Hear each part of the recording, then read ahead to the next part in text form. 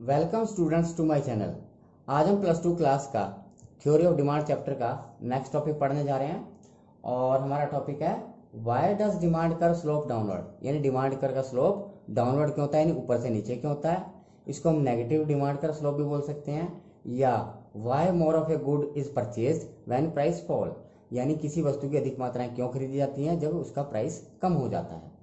तो अब हम इसका एक्सप्लेनेशन कर रहे हैं। तो पहला पॉइंट है इनकम इफेक्ट, यानी आय प्रभाव। यानी एक वस्तु का प्राइस कम होने के कारण उपभोक्ता की वास्तविक आय बढ़ जाती है। वास्तविक आय क्या होती है? रियल इनकम को बोलते हैं। और वास्तविक आय जो होती है वो वस्तुओं के रूप में मापी जाती है। किस रूप में?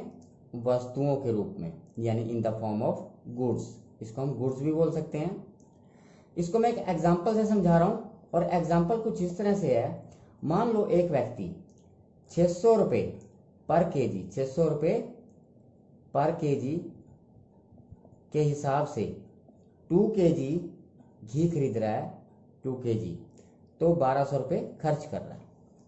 अब मान लो घी का प्राइस कम होके 400 रुपये पर केजी हो जाए, 400 पर केजी यानी पर किलोग्राम, तो वो 2 किलोग्राम खाने के लिए उसे कितना खर्च करना पड़ेगा? यानी 800 रुपये। तो यहाँ पर उसके पास 400 रुपये बच जाते हैं, यानी उसकी रियल इनकम कितनी बढ़ गई? 400 रुपये से। अब वो 400 रुपये का 1 केजी और घी खा लेगा, यानी 400 रुपये जब केजी है तो 1 केजी और घी खरीद सकता है। तो पहले वो 600 रुपये पर 2 केजी घी खरीद सकता था। अब प्राइस कम होने के कारण, 600 से 400 होने के कारण, अब वो कितने केजी खरीद सकता है? 3 केजी। तो मैं आपको बताना चाहूँगा कि कीमत के कम होने पर, यानी प्राइस कम होने पर उसकी रियल इनकम बढ़ जाती है, और इस बढ़ी हुई इनकम का प्रयोग वो वस्तु की अधिक मात्रा को खरीदने के लिए कर सकता है। तो इसीलिए हम कहते हैं कि जब किसी वस्तु का प्राइस कम होता है तो उसकी अधिक मात्राएं खरीदी जाती हैं। नेक्स्ट पॉइंट है हमारा सब्स्टिट्यूशन इफेक्ट, यानी प्रतिस्थापन प्रभाव। देखिए, प्रतिस्थापन प्रभाव होता क्या है?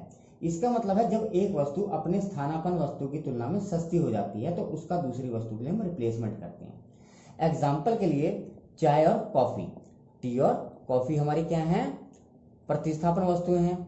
क्यों? क्योंकि हम चाय ना पी के कॉफी पी सकते हैं और कॉफी ना पी के चाय पी सकते हैं। तो जब चाय की कीमत कम हो जाती है, चाय का प्राइस कम हो जाता है, तो वो कॉफी की तुलना में सस्ती हो जाती है। तो इसीलिए कॉफी की डिमांड कम हो जाएगी और चाय की डिमांड बढ़ जाएगी। तो इसीलिए हम कह सकते हैं कि जब किसी वस्तु की कीमत कम होती है तो अधिक वस्तुएं खरीदी जाती हैं।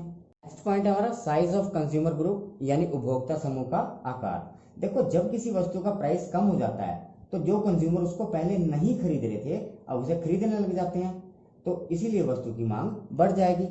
अब मैं एक एग्जाम्पल ले रहा हूँ, चाय और कॉफी का ही एग्जाम्पल ले लेते हैं। तो मान लो एग्जाम्पल के तौर पे 70% लोग चाय पी रहे हैं और 30% लोग कॉफी पी रहे हैं। मान लो चाय का प्राइस कम हो जाता है, चाय का प्राइस कम होने के कारण 20% लोग और अधिक चाय पीने लग जाएंगे, यहाँ से यानी कॉफी से चाय की तरफ आ जाएंगे, और यहाँ शेष 10% ही रह जाएगा और यहाँ 90% हो जाएगा। तो इसीलिए हम कह सकते हैं कि जब किसी वस्तु का प्राइस कम होता है तो उसकी डिमांड बढ़ जाती है। नेक्स्ट पॉइंट है डिफरेंट यूजेस, यानी विभिन्न उपयोग। देखो, कई वस्तुओं के विभिन्न उपयोग होते हैं। जैसे चना है, चने का क्या क्या उपयोग है? उसको मनुष्य भी खा सकता है और घोड़ा भी खा सकता है। तो मान लो चने की कीमत अधिक हो जाती है तो सिर्फ मनुष्य ही खाएगा।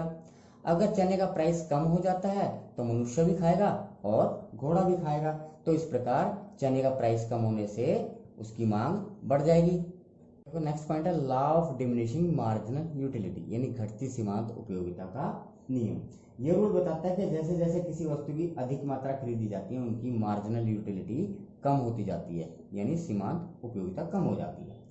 तो कंज्यूमर को मैक्सिमम सेटिस्फेक्शन तब प्राप्त होगी जब किसी वस्तु के प्राइस और उसकी सीमांत उपयोगिता बराबर हो जाएंगे, तब उसको मैक्सिमम सेटिस्फेक्शन प्राप्त हो जाती है।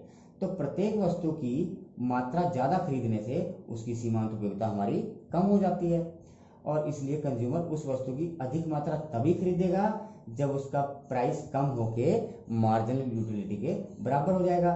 तो इसलिए प्राइस कम होने पर ही वस्तु की अधिक मात्रा खरीदी जाएगी। अब हमारा नेक्स्ट टॉपिक है exceptions to the law of demand यानी मांग के नियम के अपवाद। देखिए ऐसी कंडीशन यानी मांग के नियम के अपवाद क्या होता है कि जब प्राइस भी बढ़ रहा हो और डिमांड भी बढ़ रही हो, और प्राइस कम हो रहा हो और डिमांड भी कम हो रही हो, तो उसको पॉजिटिव स्लोप भी बोलते हैं। तो एक्सप्लेनेशन कुछ इस तरह से है। पहला पॉइंट है आर्टिकल ऑफ डिस्टिंक्शन यानी प्रतिष्ठा सूचक वस्तुएं। देखिए जो वस्तुएं प्रतिष्ठा की सूचक होती हैं उसकी मांग भी तभी ज्यादा होती है जब उनका प्राइस ज्यादा हो। हीरे जवाहरात, कीमती कालीन, कीमती कारें, उनकी जब प्राइस ज्यादा होगा तभी उनकी मांग ज्यादा होगी। कारण क्या है? क्योंकि ये जो हीरे जवाहरात होते हैं समाज में प्रतिष्ठा का सूचक माने जाते हैं, तो प्राइस ज्यादा होने पर उनकी मांग ज्यादा होती है, और जब प्राइस कम हो जाता है तो उनकी मांग भी कम हो जाती है। नेक्स्ट पॉइंट है हमारा इग्नोरेंस यानी अज्ञानता। देखिए कई बार क्या होता है, उपभोक्ता अज्ञानता के कारण किसी वस्तु के कम प्राइस पर उसको कम महत्वपूर्ण समझते हैं और उसकी कम मात्रा खरीदते हैं, लेकिन जब उस वस्तु का प्राइस बढ़ जाता है तो उसको ज्यादा उपयोगी मानने लगते हैं और उसकी अधिक मात्रा खरीदते हैं। नेक्स्ट पॉइंट है गिफिन गुड्स यानी गिफिन वस्तुएं। देखो गिफिन वस्तुएं घटिया वस्तुओं को बोलते हैं, तो इस पर भी लॉ ऑफ डिमांड अप्लाई नहीं होता है, नहीं एक्सेप्शंस है ये भी लॉ ऑफ डिमांड का। तो बताना चाहूंगा गिफिन गुड्स वो होती हैं जिन पर प्राइस इफेक्ट पॉजिटिव होता है और इनकम इफेक्ट नेगेटिव होता है। तो प्राइस इफेक्ट पॉजिटिव का मतलब क्या है कि जब इनका प्राइस बढ़ता है, अगर प्राइस बढ़ता है तो इनकी डिमांड भी बढ़ जाती है, और प्राइस कम होने से इनकी डिमांड भी कम हो जाती है। अब अगर इनकम फैक्ट की बात करें, अगर कंज्यूमर की जो इनकम है, अगर इनकम बढ़ जाती है तो वस्तु की डिमांड कम हो जाएगी, और इसी तरह से अगर कंज्यूमर की इनकम कम हो जाती है तो वस्तु की डिमांड बढ़ जाती है। इसको एक एग्जांपल मैं आपको देना चाहूँगा। ब्रिटेन में जब मजदूरों की मजदूरी कम हो गई थी और ब्रेड के प्राइस बढ़ रहे थे, किसके बढ़ रहे थे? ब्रेड के। तो कम मजदूरी पाने वाले मजदूरों ने ब्रेड ज़्यादा खरीदी, कम इनकम पर भी ब्रेड ज़्यादा खरीदी गई, क्योंकि वो आज भी उनके खाने का सबसे सस्ता साधन बनी हुई थी।